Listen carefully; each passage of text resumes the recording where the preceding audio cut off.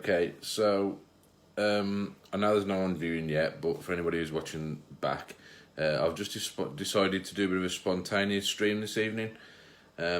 Usually I kind of talk about something that I've researched and bothered to look into in detail and can talk to you all about it forever, but this evening I've not. I've just decided to do this on a whim. I've got in front of me my Commodore 64, one of my Commodore 64s, and the other day I did a stream talking about flash solutions for various computers, various devices, EverDrives and the like, and I mentioned that I was setting up an SD2IEC device for this. Now I've been setting up for various new computers. I've got some new devices coming in, but they haven't all arrived yet.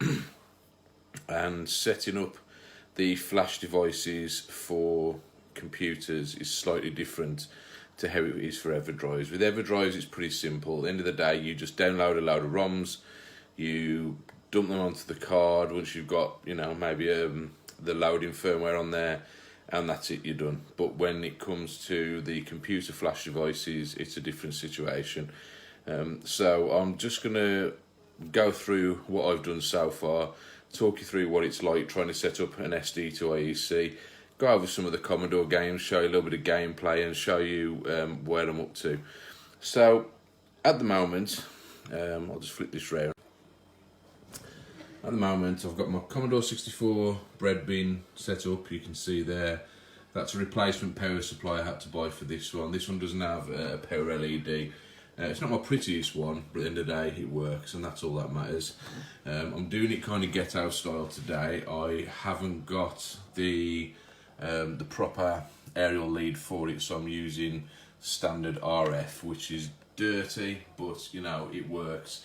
It's one of the cables I had handy. At the end of the day, I'm getting a picture stable enough to view it, so that should do.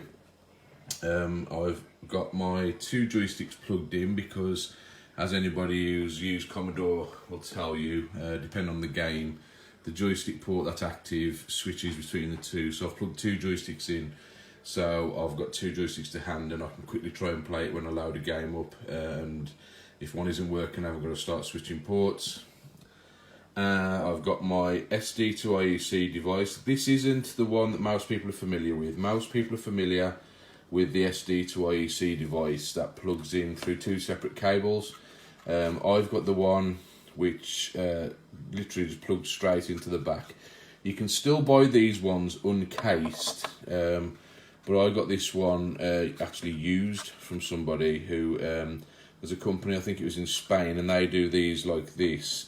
It's actually proper moulded case, not 3D printed, and it's got like an extended socket, extended jack there to be able to plug it straight into the back of the Commodore 64 and allow the case to sit flush, as well as this protruding a little bit further than it normally does. It draws the power for the device, because the SD2IEC basically emulates a disk drive, and obviously the disk drives, the tape decks, or any kind of data drive for the Commodore 64, they need their own power, which they generally would have pulled from the socket, I would have thought, unless they were designed to pull power from the system. With this, you still need power, so the data comes in through this one, and the power comes in through this one, through the ports on the back. But yeah, I like this one because it's, like I say, it's a much more elegant solution. It does kind of restrict you to only using it with the bread bin, else it looks, you know, it doesn't really work with anything else. But that's all these Commodore 64s are bread bins, so it works perfectly for that. It's just a neater solution. You've got the buttons on the top there, the accessing LEDs, and the SD card slots. So, how's it going, Mark? You're right. It has actually got a pass-through on the back for the data port. I'm not entirely sure why. I'll be totally honest and say that I wasn't a big Commodore guy back in the day. I was a Spectrum guy. I was very young when the home computers were out. You know, I was born in 1980, so when it comes to the home computers, I was limited to just what I had access to. We had Spectrum in our house, and I only had one or two friends that had a Commodore 64. So I'm more about the Spectrum and knowing what that's about. The Commodore 64, I'll be honest, I was still kind of getting to grips with.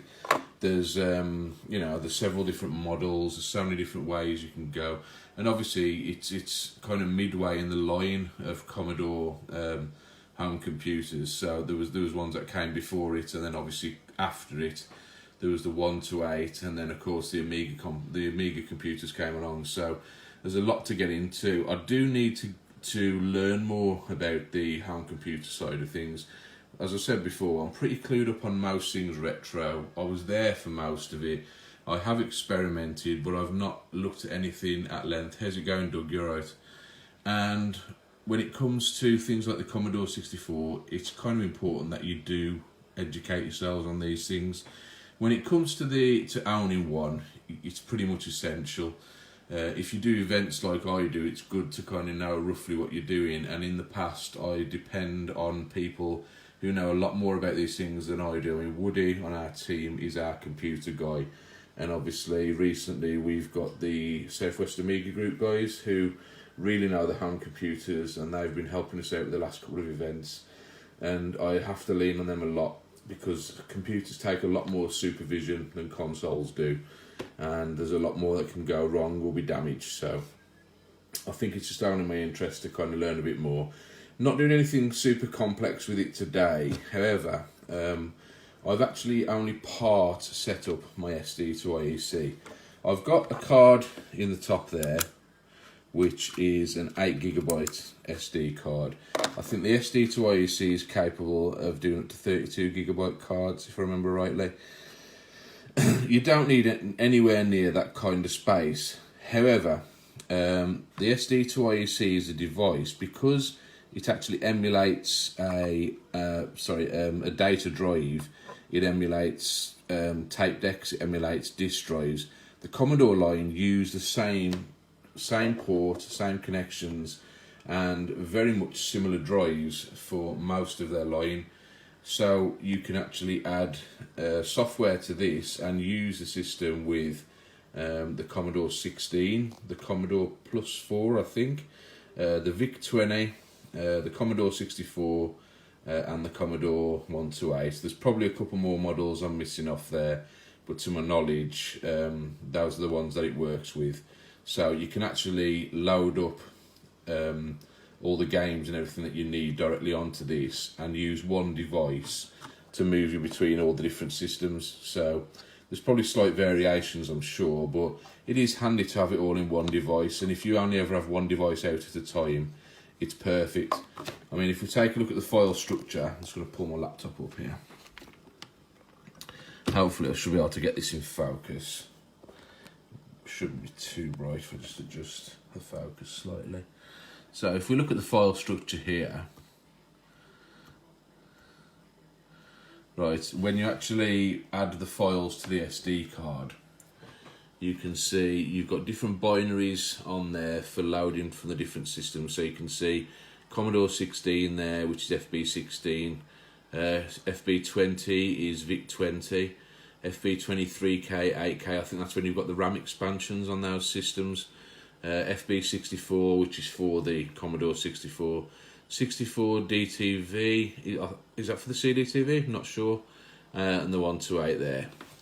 And SD Browse is the standard browser for this. There's actually a couple of different browser programs you can install on here. So unlike an EverDrive where you've only got one menu system, with this there's actually a couple of different menu systems you can put on there to actually browse your files, but they're all very similar. They all have their flaws, they all have the plus points. The standard one's absolutely fine, so we're going to roll with that. And then obviously when you go into the games folder, you can see there's a separate folder for each, so you can add your games as you want to on here and use it for all of your Commodore systems. If I go into it, as with most EverDrives, it's a good idea to split your software up and not have too many files per folder. The reason being, when it first loads and accesses the folder, if you've got anything more than a couple of dozen games per folder, it's very slow in loading it up, and browsing it can be a bit of a nightmare as well. Because I'm not that big a fan of Commodore, and I'm not that big a fan. I love the Commodore games, but because I'm not as familiar with it as other systems, I don't know as many of the top titles, which is why I'm partially why I'm doing this live stream. I haven't finished setting this up, not by a long shot.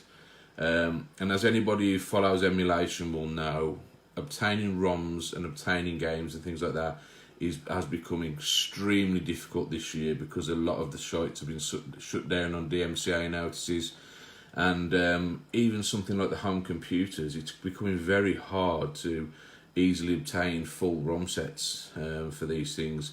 So I've had to kind of break down. My last backup of Commodore games has gone, so I've had to go and obtain these individually. So what I've done is I've downloaded probably the top 200 to 250 titles that I remember and that are rated highly, and I've put them onto here. And then what I've done is I've broken them up in no particular letter cluster, but there's about 50 games per folder, which is about safe for browsing at speed. It allows it to load quickly, allows you to find your games quickly, and that works perfectly for me. Obviously, old tape games, disc games don't take up a lot of space at all, and you could get away with like a couple of 100 megabyte card, and you'd still never fill it with all the games for these systems. So the 8 gigabytes I got in there is extreme overkill. And when I do manage to, because I usually buy a load of 2 gigabyte cards to do things like EverDrives on, because I don't fill them with every single variation going. I put all the main stuff on there that I care about, and any hacks and demos that I'm bothered about. So I'll be swapping that out for a smaller one when the time comes. But what I'm trying to do now is get a setup that I'm happy with, get the games on there that I'm happy with, and then I can kind of reorganise it and leave it just like that then for whenever I want to play my Commodore 64 at home, or whenever I want to share that with other people. So I have recently bought, thankfully, the Epix Fast Load Reloaded cart. Now, anybody who likes the Commodore will probably know about the Epix Fast Load cart. This isn't that. This is a more newly created Epix Fast Load out. It's got some customisations on it. The original Fast Load cart doesn't work with a normal SD2IEC. You have to have one of these custom fast loaders to be able to use an SD2IEC. What it does, this goes into the ROM cartridge port on the back, and it implements, I think it's a 4 times speed boost on loading. Now, the images you use on here, you can use tape images, but it makes a lot more sense to use the disk images, as in from the floppy disk drives, because even if there weren't any originally and they're only on tape, a lot of people have converted them to be disk images. Reason being, they load the data faster, it's a lot more optimised, and it makes more sense when you put them on here than messing about with tape files. So they load a lot faster, and with the fast load cart, you're only talking a few seconds for each game. Before I had this, loading a disk image for something like, I think Whizball was the last thing I tried when I broke out my Commodore a couple of months ago, and it took about, I think it was 15 seconds to load. I mean, it's nothing in the grand scale of things, but when you're jumping from game to game at an event or having a game session at home, you want as close to instant loading as you can get. And I did mention in my last video about the Ultimate 2 cartridge, which does instant loading. It's a lot of money, and this is about half the price of the Ultimate 2 cartridge, so works perfectly for me. Yes, I know, Mike. I know, Mike. I'll tell you what I have got on here, though, Mike, is Warhawk. Oh, but that, I have Warhawk. There you go. I've just scrolled down and saw your comment. Yes, I have got Warhawk on here, so I'm going to be going over that. It's a shame I haven't got the next to it to compare. I might do that in a future video. Be quite cool to do. So the reason in this video, and I've done it kind of spontaneous, I've got a load of games on here, but when you download classic computer ROMs, they're not like standard ROMs. They're not like the be-all and end-all ROM, or just like an English, Japanese and American version ROM. You have, when you download anything for the old computers, you find things that have got cracked intros, you've got things that have got trainers on there, in other words, cheats. from on the startup, and although those are quite cool, some of them are quite lengthy. They add to the load times, and because they use intros made by demo sceners, they use sometimes hacks which don't always play nice with the SD2IEC. So what I've done is I've downloaded all the games that I want on here, but unlike with a standard EverDrive where I can just rename the file, drop it on there, be happy with it, confident that it works, with these I'm not so sure. So what I'm going to do is I'm going to go down the list, we're going to take a look at a few games and play a couple, have a bit of a discussion, and we're going to see if it loads okay, if it's easy enough to get into, if it's idiot proof basically. Other thing I need to do, so I'll be making notes as I go along. I've got my notepad up on here because if anything that's not working, I'm gonna have to try and find a different dump and transfer that onto the SD card. That's one of the downside to these flash devices that isn't like EverDrives. When you actually put games onto here, we was talking about it with the Next, it doesn't auto sort the fat file system. You need to use a program like Fat Sorter or any of the other fat creation or fat sorting programs on there to be able to resort everything into the order it was added. Because what it does, it tries to add new titles and add new files in the order they were copied onto the SD card, and you need to be able to resort them into alphabetical order. Even using fat sorters, I found problems with them. I did it yesterday. Copied them off, used fat sorter, copied them back on. It still didn't put them into an optimal order. So what you need to do is ideally copy your files over to the card, use fat sorter, copy your files to the card in the order you want them to appear. So do them like a letter at a time, and that seems to do the trick. It's great if you haven't got hundreds and hundreds of thousands of games. I've only got a few hundred, so that works perfect for me. So what I'm going to be doing is I'm going to go down the list, try a few games, say, unlike me just talking bullshit for 2 hours like I've been doing, we're going to see some gameplay, and you can call out a few games that you might want to see on here, and if there's any important games you think that I'm missing, please tell me, because I will then jump on and I will add them to my list, and I'll add them to my list of non-workers that I need to re-find a dump for. And what I'll do is I'll get those added onto this card, and then I've got a more concise list. You guys probably know better than I do at this point. The other thing I need to do, which is a little bit tricky, I'll just flip back over. The way this handles file names, it has actually got long file name support, but only up to 16 characters, which is a little bit of a pain in the arse. If you've got an extended title, or you need to add something on there like disc 1 or disc 2 or something like that, it counts those characters, and so you need to be creative with your file naming. If it doesn't, the problem is when it displays it on screen, it doesn't display it or just abbreviate it down. So you can see here, so aliens, for example, right? Aliens there, that's formatted properly. You have to have it in standard ASCII characters. And you're only allowed, as I found out, you're only allowed to input one space in the file name. Any more than that, and you get random characters actually appearing on the list when you actually call it up on the system. So again, this is another reason I don't want hundreds of thousands of games on here, because when you download them, they've got all their, who cracked it, what regional variation it is. They're all formatted a certain way. In order to get them to display properly on the menu when you load it up, you have to rename them individually. I've actually got Alien Storm titled wrong on here, and you'll see when I go to the system, because I've used capital letters, that's how I typed them all originally, it displays those as the shifted symbols for those characters on the keyboard, so it all looks really strange when you load it up. Mine looks better than most, but I'm trying to rename them all appropriately, and you'll see as I go down as to how I've tried to abbreviate them to fit within 16 character limits. So you can see Back to the Future, I've put BTT Future, but because I'm only allowed one space, that's caused a problem. So I'm going to have to get creative, go down the list and redo those again, and I'll have to put abbreviations and things in, but I don't just want to put it's just a full solid string of characters, because it can be quite hard to read for the layman. I want people to be able to recognise what they're supposed to be.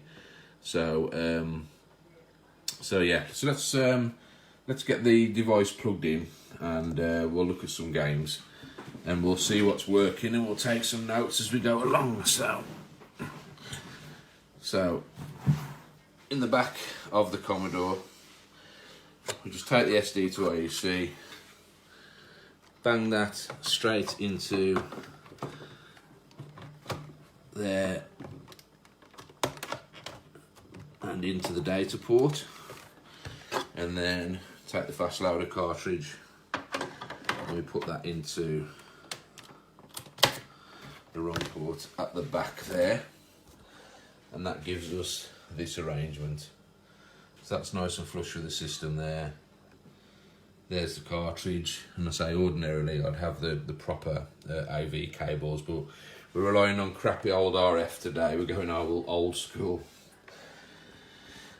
So just pull it into focus on the screen. Put it in position there. I'm not going to knock it over, and hopefully it'll still capture my audio as I do it.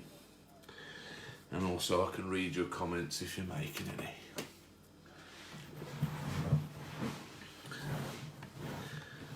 You should all be able to see that. So I've got the SD card in, it's loaded up, on we go. Right, I'll wiggle this cable a bit so you can get a slightly better picture through. Like I say, it doesn't help that it's actually a really crap RF cable. It's just one I had kicking around, so we're just gonna have to kind of make do. It's not a matter of it not being tuned in, it's tuned in as best as it can be. It's just a really naff old RF cable. So we're gonna play around with it so you can get something a bit better. I think that's about.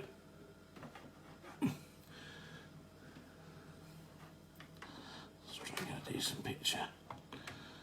Yeah, all my other cables are at work, sadly, so this we'll just have to put up with this. Just wiggle the lead a bit. Bear with me. Told you we're going proper old school. People ask me why we're looking for more modern solutions for our retro systems. It's because shit like this is what we had to deal with a lot back in the day, and it's just unacceptable. You know, we're spoilt now with our display options and with our various our RGB cables and our HDMI. You know, we are spoilt. I had a better picture than this yesterday, so I'll get something passable on there.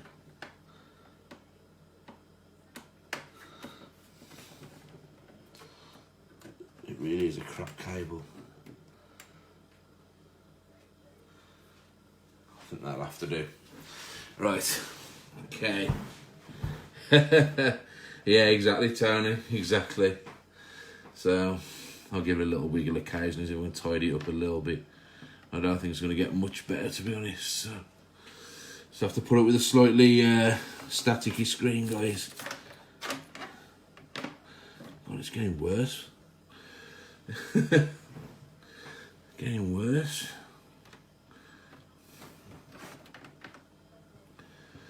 Yeah, that'll have to do. So anyway, right, let's crack on because I could be here all night trying to get a good picture. So when it loads up, you can see, because I've got the fast load cartridge in, it comes up there with the fast load text, which means it's detected the fast load, and what I can do is I can just press dollar on the keyboard, and or pound in this case, and I can call up a directory listing on there.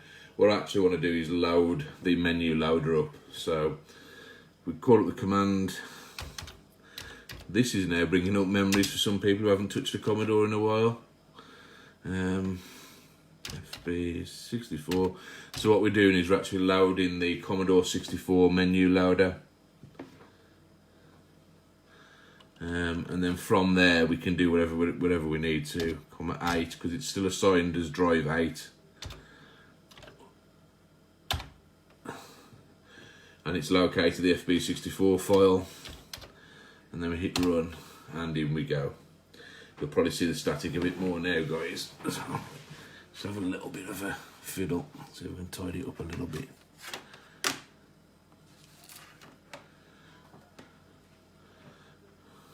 You can see it distorting quite a lot at the top there.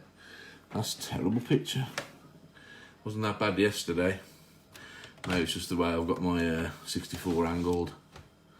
I don't know, we'll have to make do anyway.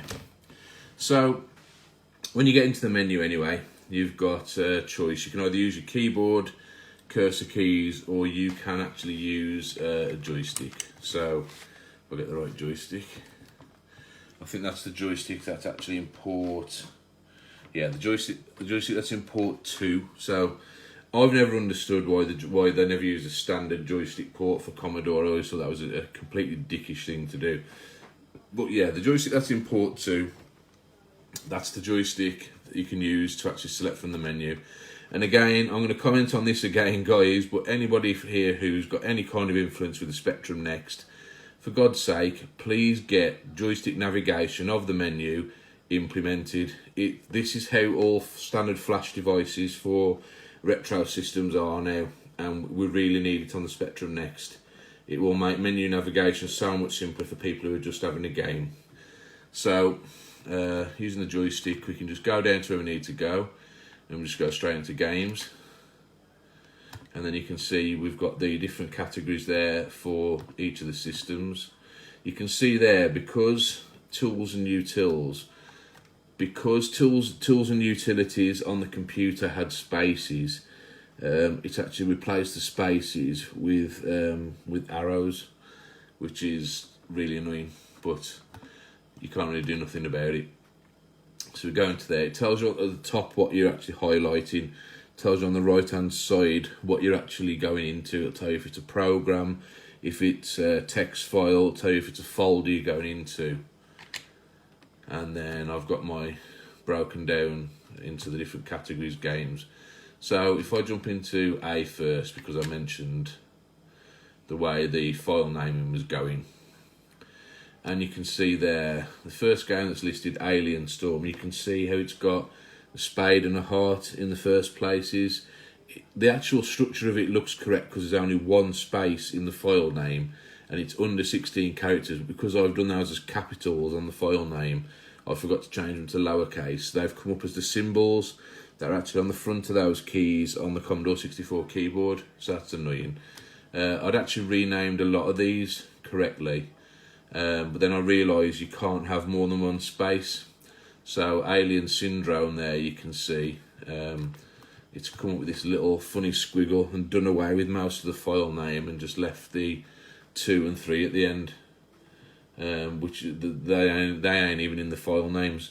I just happen to know that Alien Syndrome Disc A and Alien Syndrome Disc B, side A and side B, because that's what I've got on my computer here. Aliens, of course, is labelled correctly. How's it going, Dave? You alright? So this is the thing. It's like, it's not perfect, and you do have to mess around with it. I wish there was somebody out there who could do something to sort this out, but I'm guessing you might have to start moving into custom hardware and stuff to be able to implement, longer file names and things like that.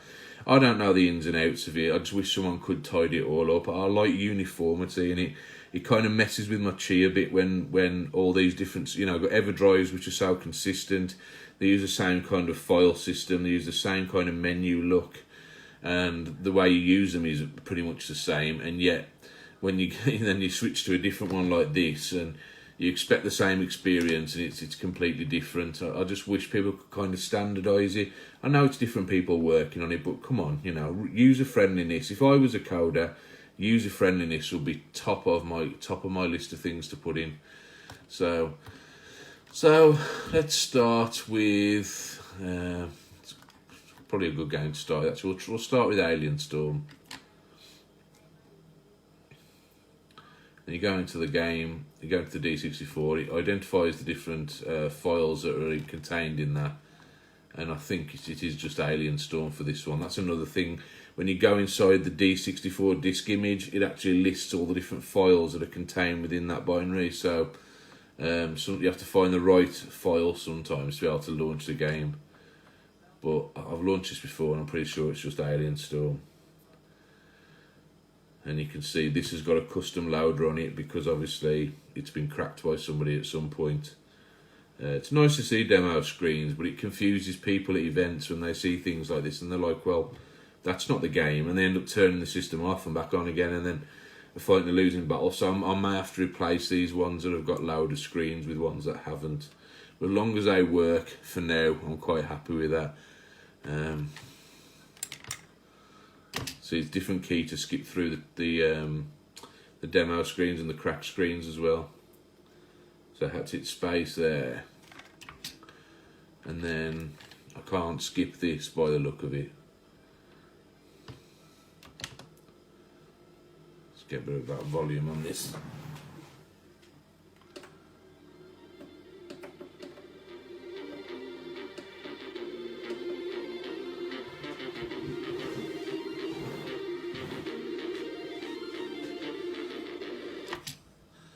Hit space again to carry on. And you can see there, this one has actually got a trainer in it, which can be quite nice. So F1, be invincible. Yeah, we'll have a bit of that. F3, infinite credits. Yes, we'll have a bit of that. To level skip, press run, stop to pause game, and then press the left arrow key. Yeah, we all love a bit of SID music. That's the one good thing about the Commodore 64. You can't argue with the sound. And you can see the fast loader doing its thing there and really speeding things along. See if we can improve the picture before it happens, before it finishes loading. Possibly not.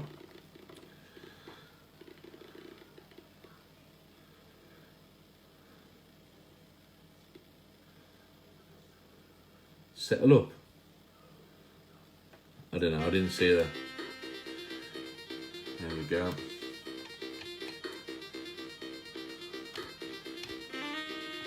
So we've got the dude, we've got the woman, and we've got the robot. We'll be the robot.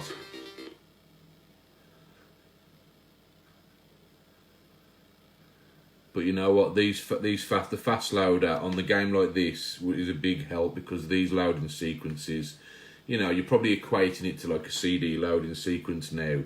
Without it, you'd be looking at, you know, 30 seconds to a minute between loads, which is a pain in the arse. A lot of US Gold games are like that because, of course, they were arcade ports, you know, which were pretty advanced games for the time, to port them over onto 8-bit systems. So, when it finishes loading, today. I always thought that was a damn trippy effect on the Commodore. I don't think it'll ever be quite as iconic as the bordered blue and yellow loading you get on a Spectrum, but that's just my feelings anyway. So, that is a long load. There we go.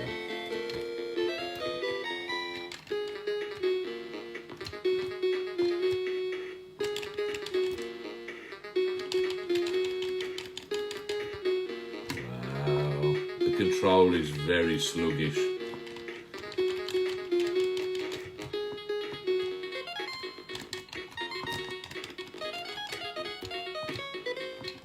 It's nice to see a nice scrolling beat 'em up, you know what I mean? And, you know, it looks a bit on par with the Master System in terms of the layout and sprite size, but, you know, the colours leave a lot to be desired. I never did like the palette on a Commodore 64, that's the thing. I always felt the palette was a little bit washed out, and I never liked all the browns. I'm just going to balance the sound out a bit more, guys.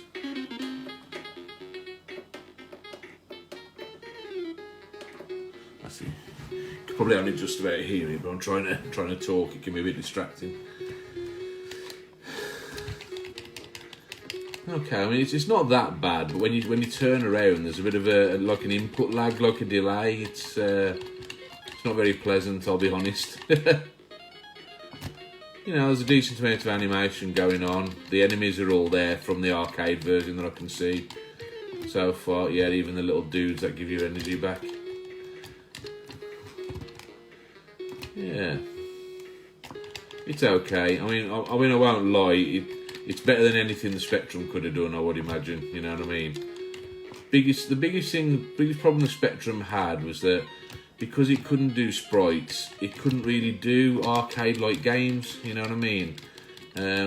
Arcade managed to pull off some pretty well and some decent ports with some clever trickery and coding magic, but it was never really, a contender when it comes to arcade-style games. I'm not surprised, Tony, honestly. It's so in your face. At least with the Spectrum, it's broken up by the fact that your play area was in the middle and was always there. The border was always the border. So that's alien stuff. So that works. I'm happy with that. I could probably keep that version on there. So I don't think there's actually a reset button on the Commodore 64 SD2IEC. There's like a pause button, but there's not a reset. So if you want to change game, we've got to power down and power back up, annoyingly. So I've got to do this every time I go to a different game. So we're going to be typing this a lot, which isn't easy when I'm trying to reach over a camera and joysticks.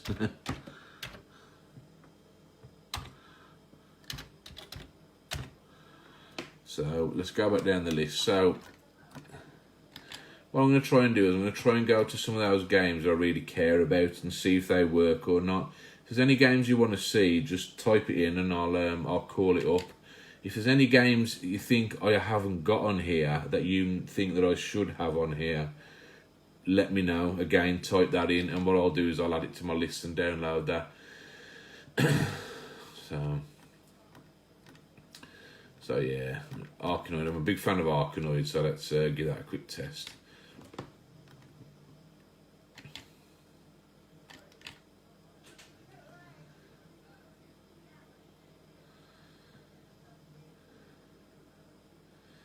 And you can usually tell within a few seconds whether it's going to load or not. Some of them don't load at all. You get to that point, it just says loading and it just stays there and it doesn't go away. So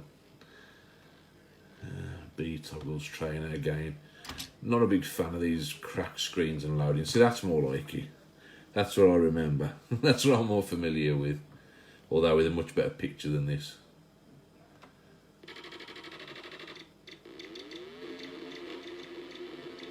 What's with the music? Apologies for the image blur. You can see the bleeding going on there. That's just the drawback of RF. Yeah, it is slightly annoying, Benny, especially when you've got like the Div MMC or the smart card like I was showing the other day for the Spectrum, where you can just hit one button and it resets the system and goes straight back to the menu. I think really that someone needs to work on that. I know the Ultimate 2 again has got it, but at like 130 quid, forget it, you know what I mean? Okay, so it's nice SID chip music, but it's not the Arkanoid theme. So select your input device. Select option using first letter. J. One device, one player. 5-1 starts game. See, when I was talking the other day about control standards, I think people were misunderstanding me. I've talked about this with regards to the Next, right? When I talk about control standards and standardising, like the go-to things, I've been referring to things like Adrian Cummins' games, where it loads up. The first thing you see when you're on the title screen is press fire to start. It defaults to a joystick, defaults to Kempston as the standard, and you don't have any of this bump before you get into a game. Every game you need different keys to. It's like this is saying press the first key of the input you want to use to go to it. It's not just a simple navigation menu using the cursor keys. This kind of this stuff needed standardising. And when consoles come along and your only input option was a joypad, where it was instantly, there's your start button, you know that's to start. You knew how to navigate a menu. This was something that always irritated me about back in the home computer days,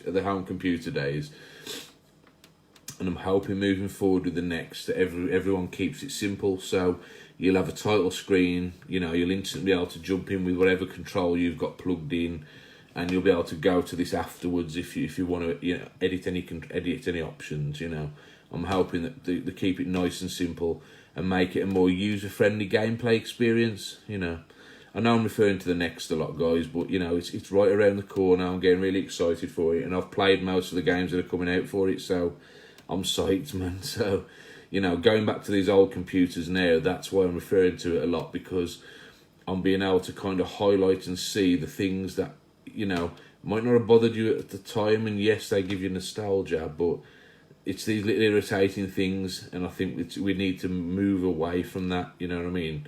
It's a new system, and I know a lot of the developers, and if I've got any kind of influence, I just want to be able to say, listen, keep it simple, guys. Make a much more user-friendly gameplay, user-friendly experience for people who just want to plug it in and play a game.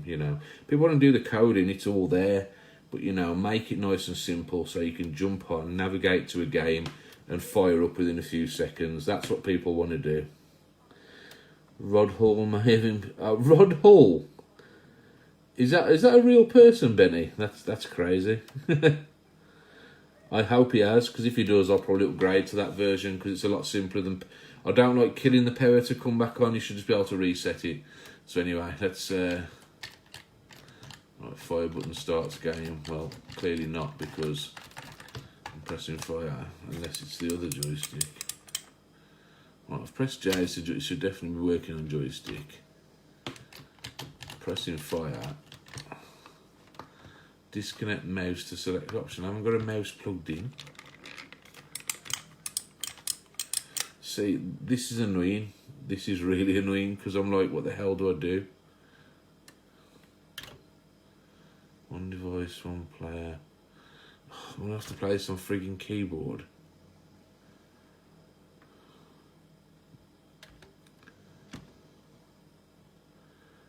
One, two, player. Fire button. Right, so I've had to start it on a keyboard. Oh, is he the guy from the Future Was 8-bit? That's actually where I had my friend's SD2IEC from. God, I really hate using a keyboard to play games. And you always have to find what bloody keys you're doing, and it's different for every game. Oh, it's so annoying. Right, I'm going to have to work out how to use... Yeah, exactly. I'm going to have to work out how to use joystick on there. That's annoying. It is exactly, Tony. It's exactly... That's the thing I really hate about using the old computers. No standardisation, and I know it was experimental time and all that, but come on. It's why definitely now we're making a new computer. We've got to move away from that. We need standardisation.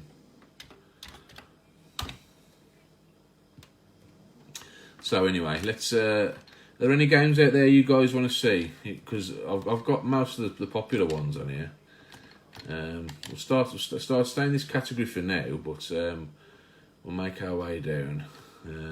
Badlands, Batman the movie, bit of blockbusters. There's a bit of 80s nostalgia for you.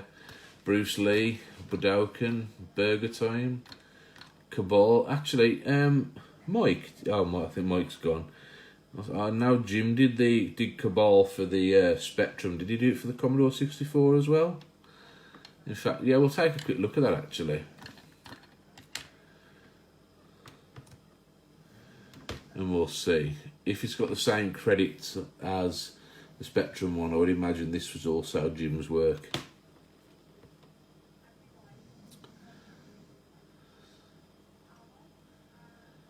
Unlimited lives, yes. Unlimited grenades, yes. Keys used in game, space grenade, blah, blah, blah. Okay. There you go, another alternative loading pattern there. See, even the loading screens were drastically different between game to game on Commodore 64. I don't know if it was originally like this or whether this is the fast loader creating this effect, but like I say, I didn't have that much experience with a Commodore 64 back in the day. So, oh, it looks alright. Oh, it was done by Special Effects, so I'm imagining this was Jim's handiwork. One player joystick, full start game.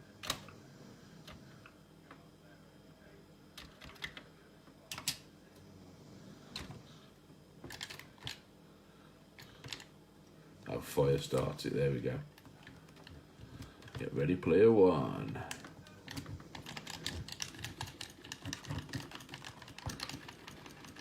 So you can see the dude firing, but you can't actually see bullets.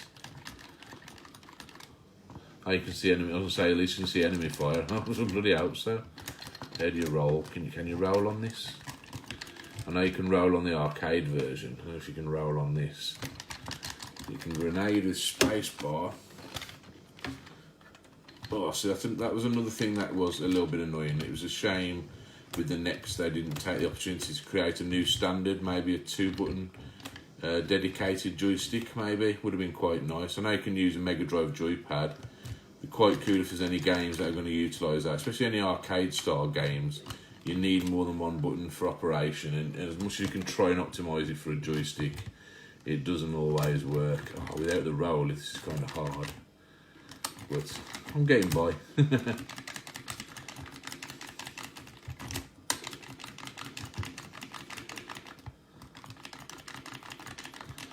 I'm finishing a few things off anyway. Could do an upgraded gun. Oh, getting nailed. Yeah, it's the Epix Fast Loader Reloaded, Benny. The standard Epix Fast Loader, from what I've read, doesn't work with the SD2IEC. I don't know why. So they created this version of it, which does work with the SD2IEC. So that's what I've got plugged into the back of here. And you know what? It works a charm, you know. I've got infinite grenades. I could just be launching grenades at everybody. I'll tell you what, as much as like cheats and that are pretty cool to help you see through games you never got to see through back in the day, it does make you lazy, and you do lose a little bit of appreciation for the game when you can just cheat your way through it, you know. I mean, I'm just grenading the hell out of everyone here, look. See if we can get to level 2 at least. I'm absolutely nailing everyone with grenades here, look. Cheat! Cheat! I'll actually go auto fire, but it wouldn't work for this because you can only fire while you're standing still, so I'll be glued to the spot. Mind you, with infinite lives, I don't suppose that would matter too much. There we go, completed that. Tidy game. Jim, if you're watching this, you did a good job, mate. Yeah, Benny, honestly, it makes a big difference. I was only saying, I was playing, in fact, I'll go to it now. I was playing Whizball. I actually had it up. Interesting fact, we did something, Roger Keane, Ollie Frey, they did something on camera with, oh my God, what was her name? Something escaping me. Shappy Corsandi, the comedian. She was in town in Ludlow doing her tour, and she was about to do something. She was basically doing her tour, a comedy tour, and then she was taking in some culture pieces from various towns, and she came and did a piece on Roger and Ollie, and me and Aaron got to go along, and I had to take some systems along.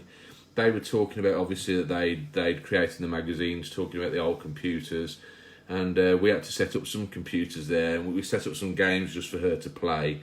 Hopefully they'll make a cut into some DVD that she's doing somewhere, but basically me and Aaron are there playing a bit of Commodore and a bit of Spectrum with her, and I had to load up Whizball for that, so...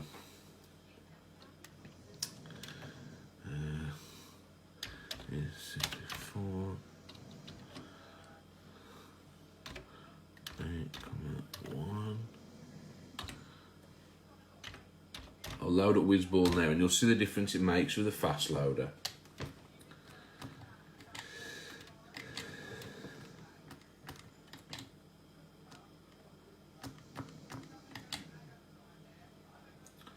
So as standard, I think the loading time for Whizball would have been, I think it was about a minute it was for the standard loading, because obviously, even though the SD2IEC emulates a drive, it only accesses the data as fast. There are some customised disk images which have got like a fast loader included into the actual files, but they're still not that fast. With the custom fast loader, I think the average rate is 4 times. I think it can go up to 10 times the data access speed. So it makes a big difference when you're loading a game that takes a few minutes to load normally. So you should see how fast it loads now. You just have to bear with me 2 minutes, guys. I will be right back. I've just got to go and quickly check on something. Hopefully that'll load up while I'm away and you can watch the demo. Hopefully. There we go. Terrible quality image, but bear with me.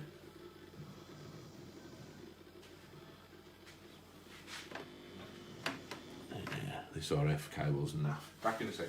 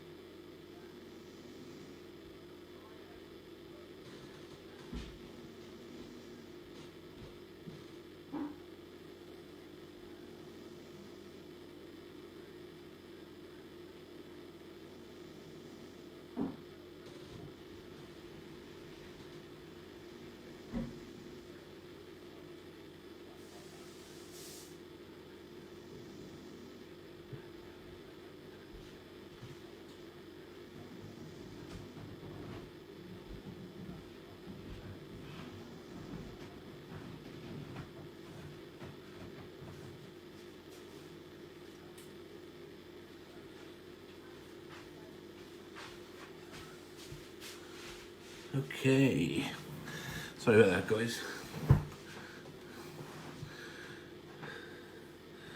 What was that, Benny? There's a brilliant game you need to check out called The Bare Essentials. Right, I'll make a note of that on my list, actually. If it's on your recommendation, mate, I will make a note and see if I can sort that out. Right, so look at that picture. That's dreadful. I don't think I'm going to even improve it. That's a sad thing. Yeah, Whizball. The tape version of Whizball took ages when I was trying it, when I did it, like I was just talking about that recording that we did, but just with the fast loader, you know, straight in. And then it should go straight into the game now. Yeah, you see all this junk data, yeah. When I was, like I say, Benny, when I was loading this before, it took probably about 60 seconds for a load. So I've just done that with the fast loader in. It's basically skipped any kind of loading section. That music's awesome, innit? Who was responsible for the music on this?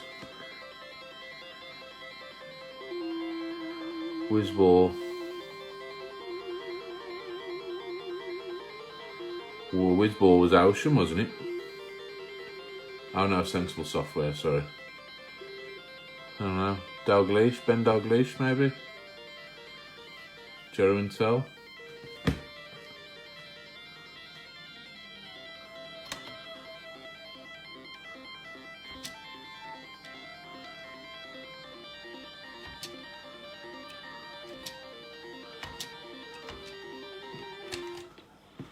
Okay, here we go. Suck at this game, but let's use auto fire, eh?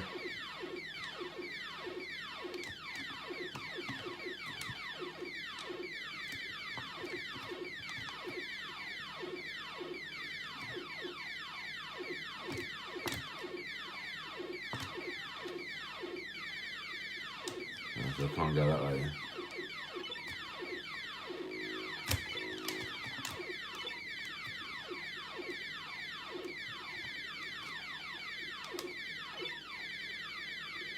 Come on, get me up there. This one, it's so hard to control. There we go.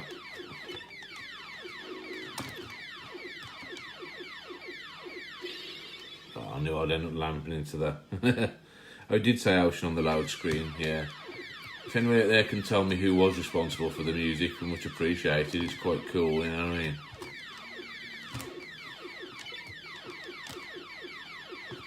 Always was a damn hard game to control though.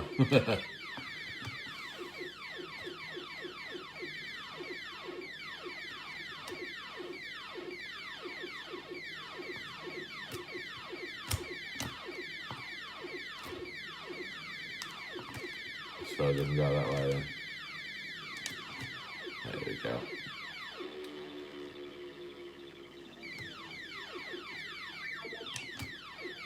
Oh, I know we'll get nailed there.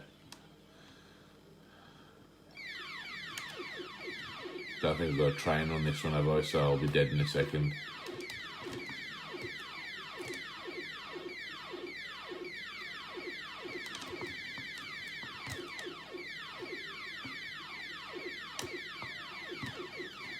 Can I get down those holes?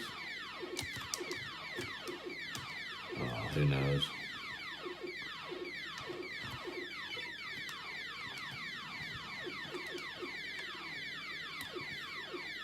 Yeah, Bob did the cover art. I think Mark Jones did the loading screen and the title screen for it, if I remember rightly. I know those guys don't watch my streams, but you know, I'm pretty sure they do follow a bit of what I do, so they'll be able to comment if they do see it. You're supposed to go down the holes. Oh, that's me what air lies in it, I think, yeah. Pretty cool game. Glad that one works anyway. Kill auto fire, it's starting my game up again. What else should we take a look at? While we're on the subject of good music, maybe we should take a look at one favourite music of mine. Last Ninja.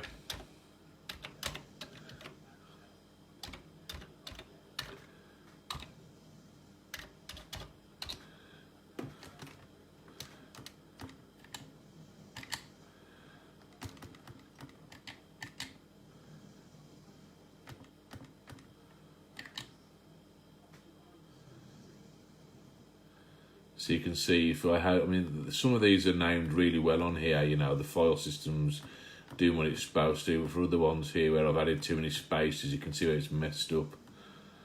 Yeah, a bit of Last Ninja 2, I think that was the best in the series, wasn't it?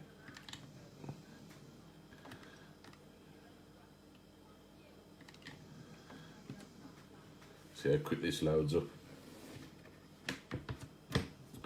If at all. Oh, there we go. The music on all three of these was cool. I'm trying to remember which one was the best.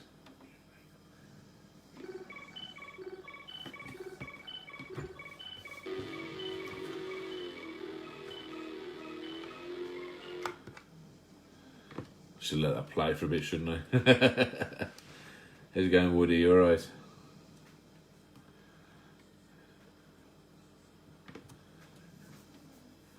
Yeah, the fast loader definitely helps. Makes sitting through these a bit more bearable.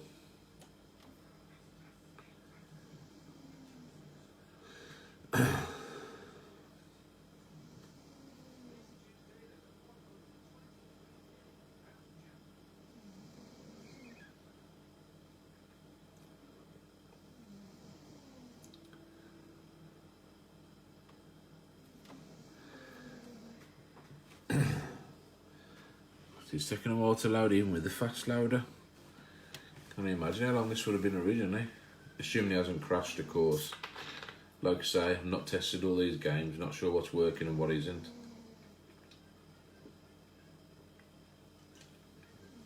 Seems alright so far, so I'm hoping it loads.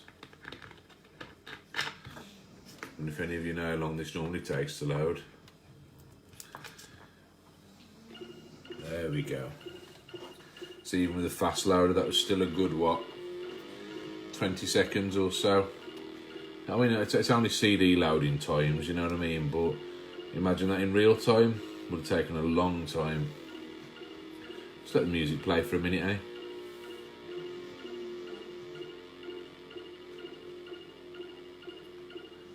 Oh, I just realised the ninja blinks in the corner there.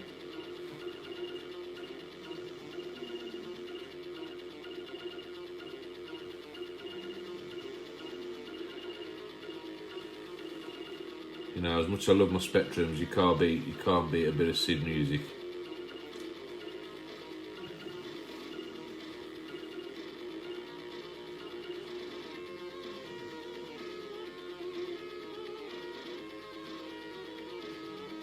You know what I mean? That was awesome, you know what I mean?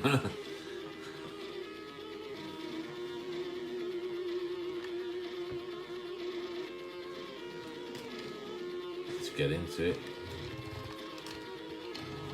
Graphics look terrible because of this horrible RF lead I'm using. I really need to dig out my my aerial leads. I picked up a lead when I brought this home from work the other day, thinking it was my proper aerial lead, and it wasn't. I've picked up a bloody Mega Drive aerial lead by mistake.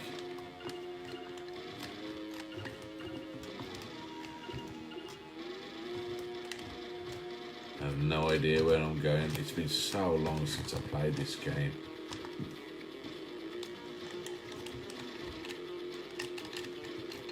Kick his ass, Seabass. How do I kick his ass, or can't I? Oh, there you go. Punch in the face. Have it. Have it. I'll knock you out, boy.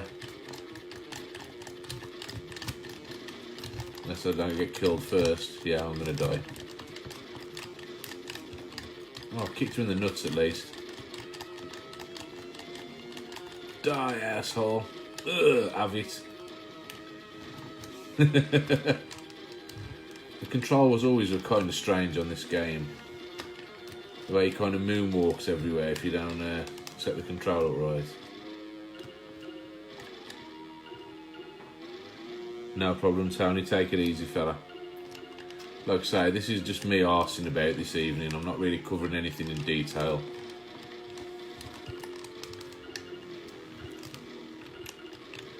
I'm just seeing what games work and what don't, and then changing and trying to download working versions of games if I can. Just got to work out my list. Can I go that way? No, I'm pretty much stuck. Can I climb that? Nope. Right, so I'm not going that way. So I'm back here. Can I jump over the edge? Can I go down here? No. Yeah, been a long time since I played it. I really can't remember what the hell I'm doing. But it works anyway. That's the important thing. So, moving on. Let's take a look what else we can play. In fact, there's an important one I missed while I was on the A to L section at the start. I'm going to quickly fire up. Just double check it's working.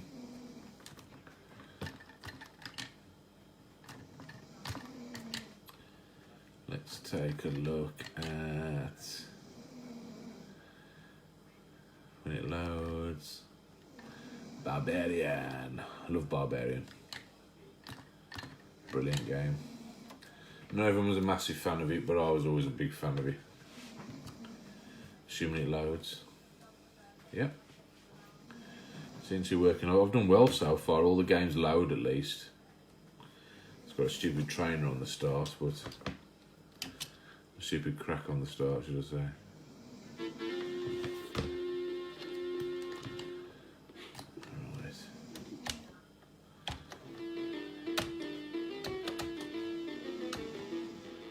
Pause. I do nothing.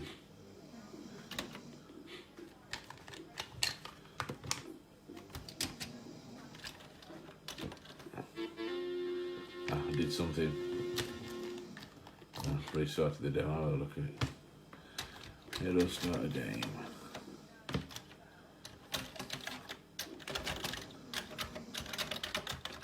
I don't know what start is on this. Yeah, it's not so much that it fails to. It's not so much that it fails to load them, Benny. It's the fact that there's some bad disk dumps out there, or if they've got a crack on the start, some of the cracks just don't work. Basically, some of the depths because they put demos on there, don't they? The demos don't really work. Oh, there we go. Oh, what a great start! Off with his head. I always thought that was so cool. Chopping their head off and the little gremlin comes along and steals it.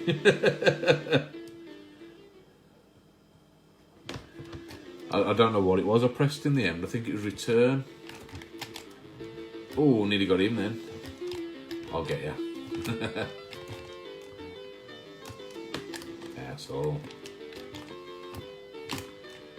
Also, you know, this is a really good precursor for the whole one-on-one fighting genre, you know what I mean? You know, nice, decent-sized sprites, nice, colourful backgrounds, you know what I mean?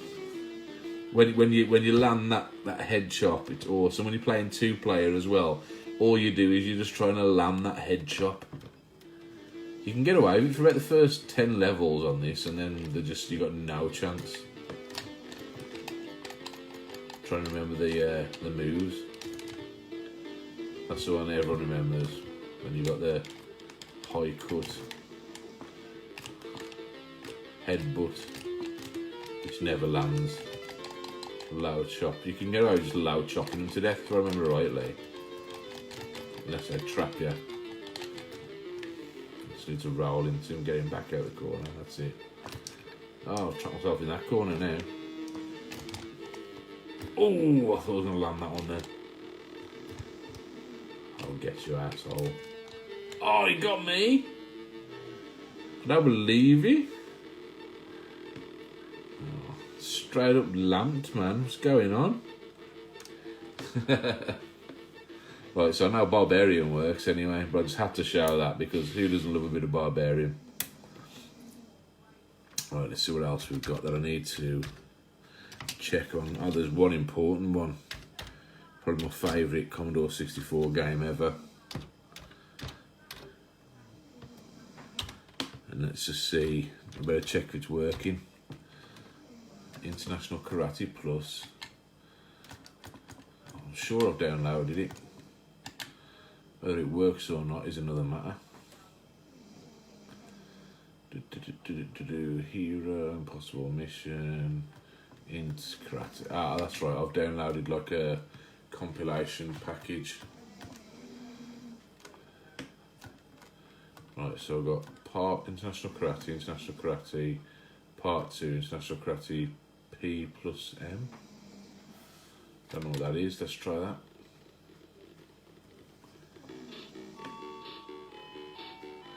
Oh, here are Rob Hubbard music. Obviously one of Archer's better pieces.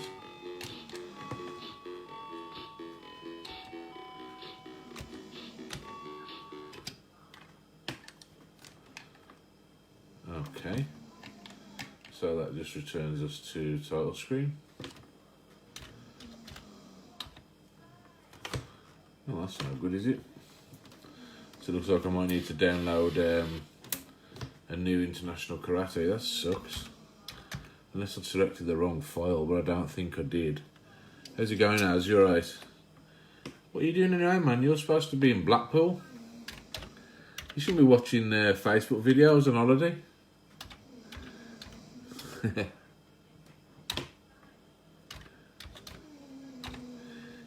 Trust me, you're welcome to these. Look at the state of that picture. That's terrible.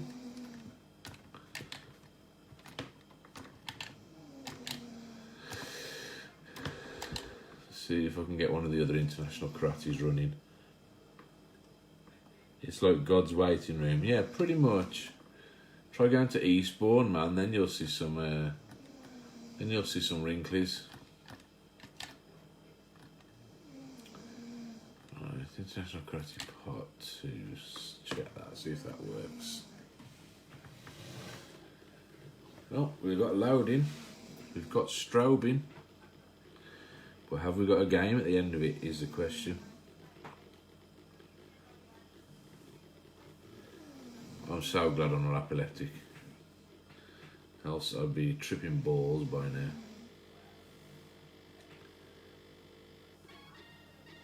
Whoa, look at that blur. Now that is a terrible RF picture.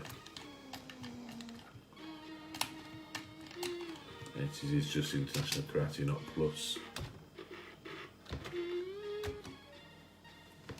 Still, I'll try and have a fight in this super blurry picture. Have it. Flying kick to the face. No, mate, I'm gonna post me a link. Actually, I'll listen to that on the crapper. That's where you listen to podcasts, on the crapper. That's where I listen to yours, Benny. Have it. Full point. Get down. I'll trip you up, asshole. Oh, bitch, you got me. Right. Shit. Fucking lost. Can you believe it? Everyone listens to podcasts on the bog. It's what we do, man. Right, I ain't going out like that. I can't lose first round and not. Right. Let's try that again.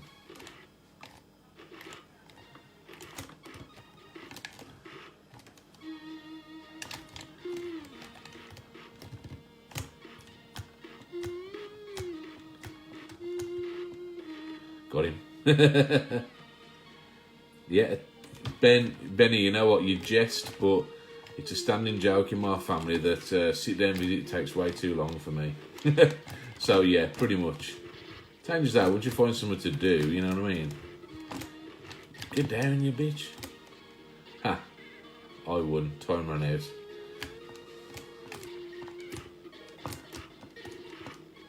You ain't got quite as many moves on the original International Karate, have you? You got a roundhouse. You got a sweep. I don't think you got the crouch. Oh, yeah, I've got the crouch punch. It's just done differently. Oh, got a punch in the back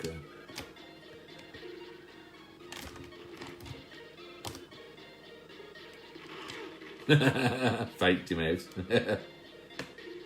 The 10 pence arcade podcast. Well, Sean's got a job at an arcade club now, isn't he? Sean Holly, so who knows? Whether they'll continue podcasting straight from there or what, I don't know. Oh. Come on, man, I've got to win this. Ha, I won again. Again. How many rounds is it, man?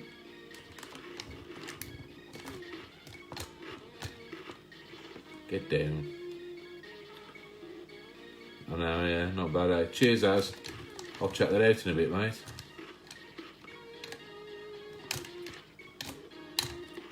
Oh, have that. Punching the kidneys.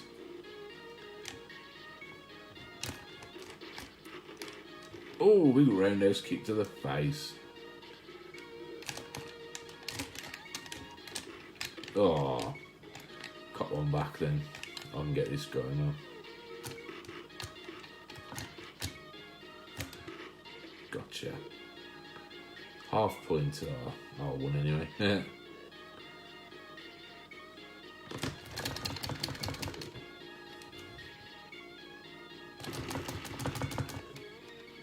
Nice.